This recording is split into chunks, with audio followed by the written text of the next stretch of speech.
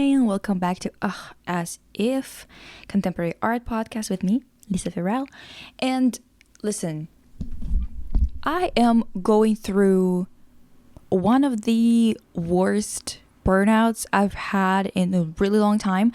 I mean, honestly, I don't think that I've had like a full-on burnout from YouTube yet up until this point, and I think I have arrived there. My first full-blown burnout, because I'm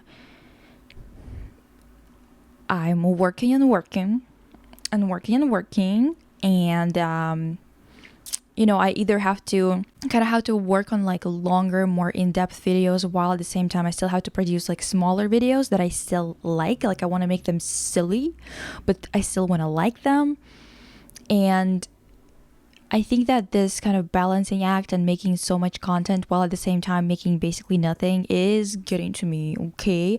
And I think that honestly, whenever I think about it, I don't know what people are thinking, but maybe they're thinking, oh, just get a regular job, which is honestly sounds really nice. It would be not like jobs that are soul sucking in the sense of working, like retail, for example, because the thing is, some retail is okay, but some of it, absolutely worst jobs imaginable. And for me, it's more about the fact that I have a hard time doing all those physically demanding things now. This is also physically demanding, just in a different way, where I have to sit in one spot and edit for hours upon hours. Yeah, I think that also the main channel, it's either the content isn't hitting or there's something with the algorithm or whatever, because I keep on getting fucking comments of people being like, oh, I missed you, I haven't seen you post in a long time. And I'm like, I post like every week, sometimes once in 2 weeks, but most of the time it's every week. And I'm like, what do you mean? And then it turns out they did not get any notifications for like months from me, and I can't fix that. It's a YouTube issue. I know that it's annoying. I know that it's some people are like, what the hell was the point of subscribing if you don't get any notifications or anything or whatever. Like, I get it, but I can't fix it. And regardless of that, I've been just going through it, okay? Maybe not like, it's not too bad mentally in terms of like, being like feeling negative in some kind of way, like depression, whatever. No, like I don't really have that. It's specifically more like work related, and just the fact that I feel like a broken record, okay? Every conversation I start, it's all about just like, it's kind of like that meme from TikTok. It's like, what's up, my brother? Struggle is up. Yeah, that's what's up. Struggle. I cannot talk about anything but like the issues that are going on, and it's getting on my nerves, okay? Because the thing is, as much as it's a good thing to be talking about it, you do feel like a broken record, because I've said all of this and I've said it multiple times and I keep on talking about it, so I have to kind of distract myself with something, right? So because of that, I was like thinking about like, what kind of main channel video can I make that's not a deep dive, but also isn't gonna be depressing or just me being like, have you seen this shit, because I feel like a lot of people who watch me are kind of in the same boat. We want to get distracted at least for 10 minutes in the goddamn week. And I get it. I just have a hard time finding something that I can like really get into, like talk about, where it would be fun for me to talk about it, where I wouldn't be like forcing myself, okay? And I was like, okay, I haven't done anything super weird and silly on my channel in a while, where have I made anything? No, I think that the last time I made something funky was maybe one of those videos where I was showing memes that I use in my videos and like give you a Dropbox with the link. I don't know.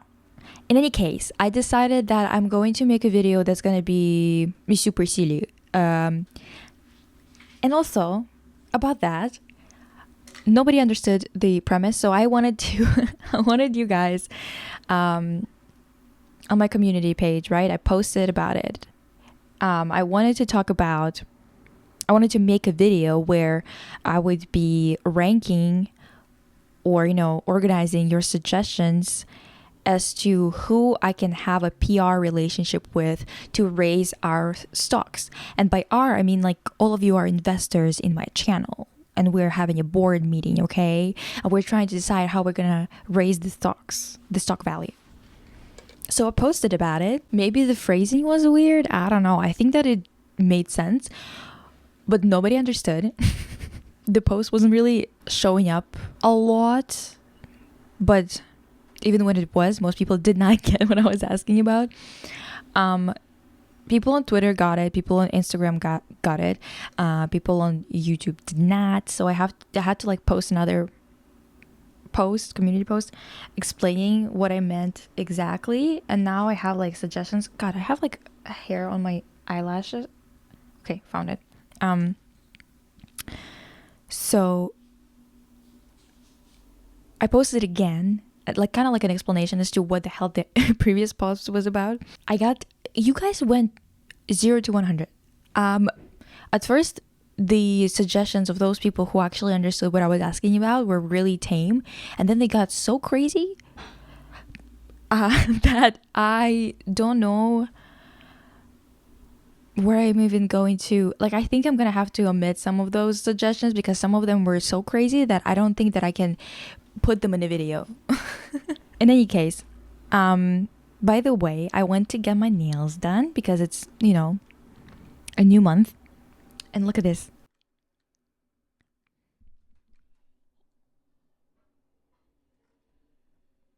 So cute, right? For those of you who are just listening, it's like marbly type of base with silver and black abstract kind of shapes on it. Looks cute. I don't know. So yeah, back to the burnout. I don't know how to fucking deal with it. I don't. Okay. Also, I'm an extrovert to a certain extent, I guess. I mean, I don't know at this point if I am anymore, because I think that since COVID happened, I've been steadily becoming more and more introverted just because of how life was going. And at the same time, I still do prefer at least some kind of communication with people when it comes to work. And my job is making videos, so it's a bit annoying that I'm constantly working alone. I think that I want to collaborate more, but I don't know if I do at the same time. I don't know. In any case, I kind of found a place for me for now on TikTok, because on TikTok I can make more of like short videos, and I can make them whenever I feel like it. It kind of made me feel like I was still doing something, even though I was taking a couple of days off. The thing is, I don't know if I told you guys or not, but I don't really have days off because it's just the nature of this job at the level that I'm at. Like, people who have a lot of views and who don't really do much but get a lot of views, those people can work maybe like 15 hours a week and be fine. I can't. I work like every day, ungodly amounts of hours, which is just like not good for burnout. Okay, that's why like I took a couple of days off of researching or like filming, editing, stuff like that. And posting on TikTok, even when you do prepare something, like a little bit of information about something, like I explained this whole debacle with the skating couple that fell apart, that a future Olympics skating duo fell apart, and I kind of explained it because people weren't understanding some parts about it because of the language barrier. And even for those types of things, when you like do write down notes and whatever, it's just not as much work. It's like not even 3% of the work that I have to put into YouTube shit, okay? And that's why I kind of made a bunch of TikToks in the past few days, because it made me feel like I was still doing something instead of just like, moping around. And also, I read a lot of pages of Anna Karenina. Yeah, because I have never read it in full. I mean, I think I might have when I was about 11, but that's just way too young. I'm gonna tell you right away. It is entirely way too young to be reading something like this. It's a very dense book, just like any other Russian lit book, with this one in particular, like sometimes I try to find a place where I like underline something or whatever, right? Because I'm discussing it with my mom or something, and I go back and I think, oh, I think it's been like 50 pages ago where that scene happened. And when I actually start flipping, I realize that it was just 5 pages before the page that I'm actually on. That's how dense the damn text is. It makes you feel like you've read 50 pages when you read 5. Just so much shit happens, or so much character background is always presented to you or whatever. And I am in some, like, I'm kind of in shock as to what this book actually is, because I had so many, I've heard so many opinions in my life in general about this book. And the general consensus of everything that I've heard was that Anna Karenina wasn't a good person. That's what I heard. Vronsky was a womanizer, and he is like such a dickhead and whatever. That's what I heard. Again, I also heard that their kind of love was fake. I heard also a lot of opinions about how much people love Levin. And I am reading this carefully. I've been reading this for, I would say, more than a month. So I take my time with it, okay? Like, I don't read 150 pages with my left eye closed or something. Like, I really properly read it, and I underline everything that, interests me or whatever. Or everything that I think is important for understanding the characters and stuff like that. And I just do not understand in what world is Levin the best man out of this book. Genuinely. Okay, I'm gonna be honest with you. I wouldn't date probably any of them. If Vronsky looked like Aaron Taylor Johnson in the Anna Karenina adaptation, maybe, okay? Maybe then we could talk about it. But everybody else, I'm like, girl, just be serious. Like, all of them have like the weirdest ideas about women, and I know that it's a sign of the times. I get it. I mean, it's really interesting because some of this, I'm surprised by how progressive ideas of some characters are, and sometimes I'm like so surprised by how backwards everything else is. And what I'm most surprised about is the way that everything has been framed. It's kind of constantly being framed that Levin is the good one in the book, like kind of the opposite. Like his relationship with Kitty too, all of these things are the opposite of everything that Anna and Vronsky are together. And I just do not understand in what world is Levin a good person. I genuinely don't understand it. I think that at this point, because of how much I've put like energy into this, and how much I have to say about this, and how much of my opinions do not align with the opinions that were kind of seemed like a consensus on the critics and general public's part. I have a little bit of this, not need per se, but I guess I do kind of want to make a full-on video, maybe even like a deep dive into this book and this story and the film, maybe the adaptations, because girly girl, how on earth are all of the opinions that I have at odds with what people, well, I don't know about currently, right? But the ones that I heard speak about it when I was growing up, how are all of my opinions so different from theirs? I just do not understand, because usually it makes more sense, like there's at least a couple of things that I can agree on. But in this case, I just kind of do not understand why on earth anybody would like Levin. I was literally getting videos, I think maybe because I was looking at something up online or whatever, but I was getting videos on TikTok of people talking about Tolstoy and his books and stuff like that. And in the comments, a lot of people in all languages, like any language imaginable, everyone's like, oh my god, Levin, my beloved. And I'm like, you can't be fucking serious. You can't be serious. Maybe it's their opinion based on the movie. I'm not entirely sure. I've seen only clips. I haven't seen the entirety of the movie, so I'm not entirely sure. I think that I will watch it when I'm done reading the book. I only have I'm almost at page 600, so I have like 250 pages left, and after that I will watch the entirety of the movie. But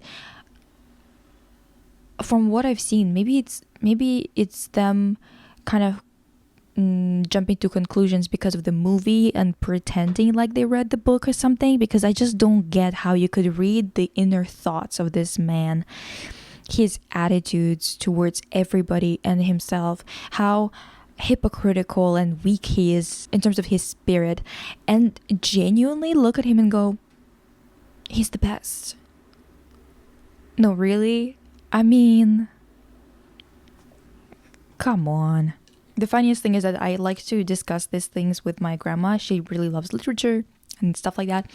So I call her and we talk about it, and she keeps on being like, I don't remember that. And I like read her a passage and she's like, that's crazy. How did I miss all of that? So I think that my grandma's going to reread it and we're going to talk about it, because so many opinions that I believed to be, at least in some shape or form, rooted in reality, because so many people express those opinions, are just insane about this book. Genuinely, I do not understand.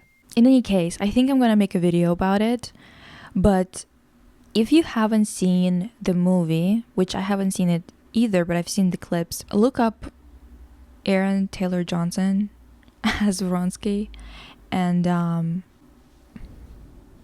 just got few fucked up texts. Okay.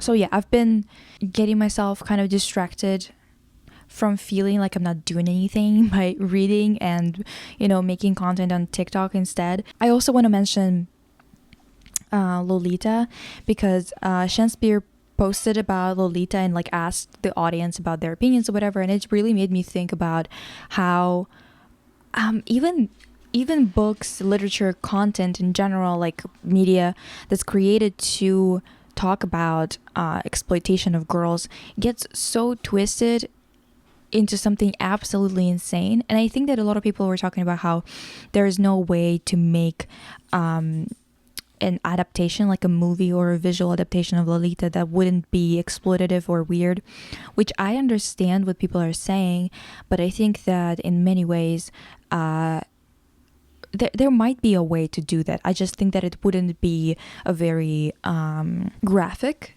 depiction, right? So I don't know how it could be communicated well, like the gravity of what is going on screen, without it being an exploitative kind of thing, right? But also just in general, I feel like it always gets just co-opted by people, especially in terms of aesthetics. It's such a chaotic fucking episode because everybody... My roommate is making food and Hopa is losing her mind because it's meat or something, I think. I don't know. Hopa is gonna sit with us for a bit. I don't know if she's actually going to sit with us because she likes to run away whenever she can, to go and steal food.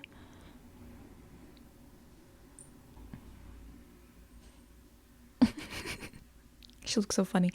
Anyway, since it is an art podcast and I'm talking about burnout, I wanted to talk about art block and how there's some types of methods that you can use to get out of an art block. Most of those methods are kind of either you like take a bit of time off, right? And usually that doesn't work very well, because I don't know if you've noticed that, but when you stop making art for a bit, sometimes you just stop for a really long time because you give yourself such a long time to step away from it. But I think one of the methods that you can use, if you haven't heard of it, I don't know if you have, but you can create rules. So for example, one of my professors told me that creating rules can help you create an artwork because it kind of guides your experience and guides your art practice and leads it away from your usual approach. So making some kind of coming up with some kind of idea as to how you could make an art piece. How you could make an art piece through, for example, if you're a painter, being like, I'm not going to use any black or white, right? Or just black or just white, for example. If you are a photographer, you can, for example, decide that you're going to be taking pictures only with a certain aperture for a certain amount of time. Things along those lines, it will make it a little bit more interesting for you in a sense, a little bit more difficult too, but it can lead to a discovery in terms of art making. If my voice is trembling and you're not watching the video and you don't see what's going on, Hopa is literally dancing on me. She's trying to get out of my hands. But I can't let her because she's gonna start barking and trying to get out of the room and go steal food from my roommate. And like, that's just rude. You just can't do that, Pika. Oh my god. If you can hear her crying, I'm so sorry. She just like does it like, you know, like a very quiet sound of like sorry. Anyway, there's a new album out. A new EP, I would say, not a full album, from Tinashe. And you should check it out if you like a bit of R&B. I mean, that's kind of self-explanatory. It is Tinashe and like, you know, but there's a few songs that are pretty good. And please recommend me some new music that is in the same type of lane, kind of maybe more experimental R&B, not like I really like R&B, but I like a little bit more interesting stuff going on. Recommend that to me, please, because I'm genuinely like, I don't know how I'm gonna get out of the burnout. I'm filming right now. I hope that this episode is gonna be enjoyable, but goddamn, I don't know if it will be because I'm clearly all over the place, and also Hopa is screaming and crying, and I got a text about something sad. I don't know, girl. Also, book talk in general. I noticed that there's a lot of the same books being recommended over and over and over again. I guess that, you know what, like if your book goes viral on TikTok, on book talk, in any type of way, honestly, you're set for life probably, because you know, the books that are recommended, like they're genuinely, it feels like they have the same list to choose from.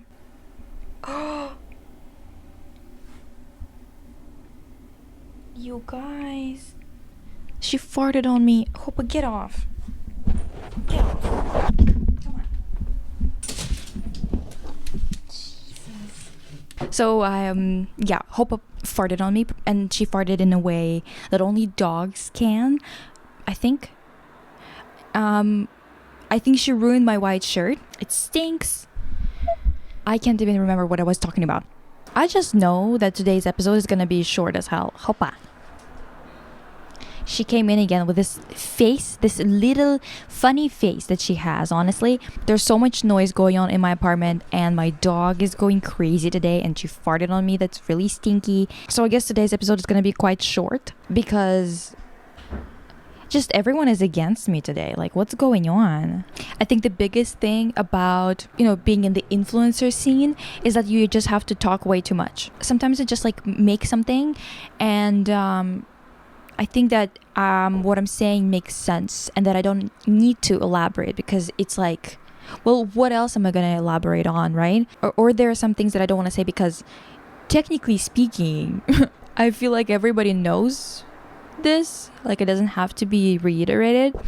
And then every single time I get comments of people being like, well, usually you're a lot more thorough. Why didn't you talk about this or that? Why didn't you mention this or this? And it's like, okay. I did not think that needed to be said. Most of the things that I say, I feel like it's just a reiteration, because that's what speaking is. Sometimes you feel like it's just reiteration. Most of the time you do, anyway. if you pay attention to whatever other people say and what you say. But this is just one of those annoying ass things. By the way, if you're a patron, I'm gonna post a video on Patreon, I promise. I keep on fucking postponing it because there's always something in the way. Every time I want to film something, I have to film a podcast, I have to film a video, I have to film this, I have to film that, and I just don't have something else I really want to talk about. But regardless of that, just remembered, I was talking about burnout and creative blocks and how to get out of them. So one method I already explained. Another method, I would say that getting out of your head entirely or out of the project entirely and thinking about how and thinking about just life and going out there and living life instead of just working really helps. But that's the thing that's kind of a luxury nowadays, huh? See, I told you this is insufferable. Like every single day I try to talk about something else and I never can. Also, I want to kind of mention a couple of creators from TikTok that I absolutely love. So there's 2 creators, I cannot remember their names right now and I can't pull it up because I'm filming on my phone, but one of them makes videos about things that are none of her business. And I mean, she makes other videos too, but this is the one that kind of blew up her page or whatever. First and foremost, that girl, so funny. Absolutely love listening to her. I've been deprived of humor and comedy that like works for me, you know what I mean? Like I've been watching videos on YouTube and I've been watching videos on TikTok and whatnot, but it just nothing hits. There's also another creator who joked about that comedian, that big lipped comedian. I do not remember what his name is. Matt something, I think. And if it isn't, well, what can I tell you? She made a video where she talked about him and, well, not about him, but he was talking about how like there was this girl that he was dating and he's like, oh, she could have been the one or whatever, and it was just the funniest thing ever. Actually, Matt, come on. Oh, TikTok suggested Matt Rife. Okay. Girlfriend, let's say girlfriend, maybe that one is gonna show up. You know, I just someone said that Nick Gallatin looks like him, and I just don't agree. Like, why would you offend Nick like that? Anyway, I'm gonna play the clip. I'm gonna find it and I'm gonna play it for you guys right here. I messed up a little bit. Yeah. And then her reaction to that mess up made it up. Okay, that video's about me, so I just wanted to set the record straight. He stole my car and totaled it, and then I said, going forward, next time when I get my new car, because this one's totaled, could you just ask me before you use it?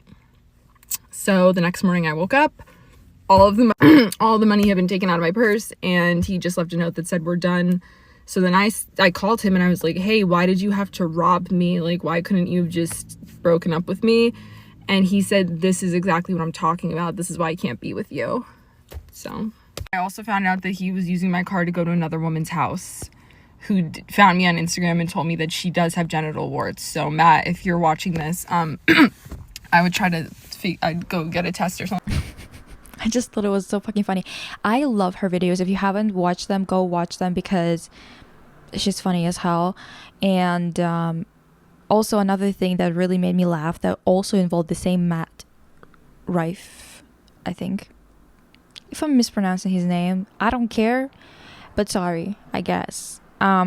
He was on some kind of podcast, and Tana Mojo, I think. Again, I've never learned how to pronounce her last name, but you know who I mean. So anyway, she was there too. I think that it was maybe her podcast or whatever. And then this is what happened. Who do you hate? Come on. Here's a very humbling experience that epiphany that I've had recently. Because so many fucking people hate me for really no reason. People only hate somebody they're jealous of. That was a really, really good, well-rounded answer. I'm trying to wrap my head around. Do you think people who hate Osama bin Laden are jealous of him? Yeah, of course. That's just so fucking funny to me. I'm not a big fan of Tana in general. She's done just like way too much weird shit, but goddamn is this funny. That was the funniest shit I've seen that day when I saw it for the first time. Like, it was that good. Hopefully that is gonna give you some giggles. Those 2 girls that I told you about, those pages. Let me know how you're doing. What's up? And next episode it's gonna be a little bit more organized, because I'm gonna hope that my dog is not going to be dancing on my lap and farting. So have a good day. Bye.